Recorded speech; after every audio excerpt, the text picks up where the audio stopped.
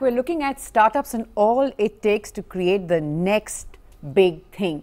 Shivani, we're talking in the break about the need to respect failure. The respect for failure, it's okay, you do learn important lessons and perhaps you come out better, stronger, wiser, most importantly. But do you believe we're there?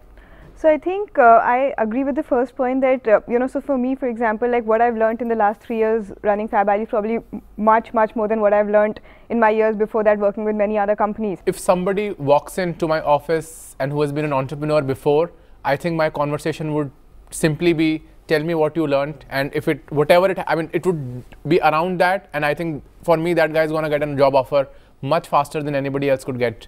Because you believe that he's got some valuable lessons that have been learned with his experience. Yeah, so I think he took the lesson of ownership first of all, that what I'm doing is something that I own, and I think that is a great asset to have in every team member in a company which is sort of at our stages, and at any stage, but especially in the younger stage. So I would be very biased towards an entrepreneur. Okay, fair enough.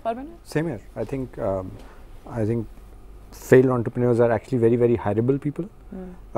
But I actually agree with Shivani that this is a very bad sample set of people to actually have that conversation, because I think we've started companies, so we sort of know what goes in there, and we would probably be, it is sort of one of those things that we would affiliate with them a lot better. But I think it would be much harder for them if they go out on the job market sort of with people who've sort of never done a company, don't know sort of what goes into it.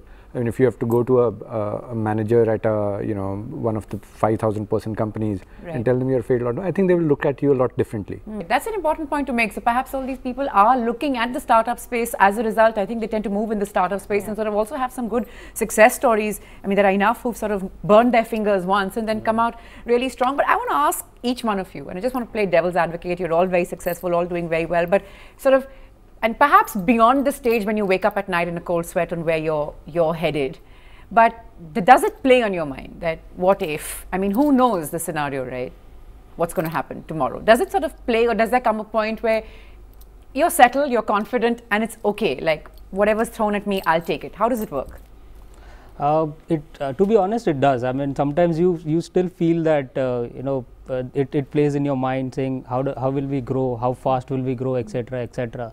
But having gone through the grind for about 3 to 4 years, I think you kind of settle into the space. It also gives you a lot of confidence.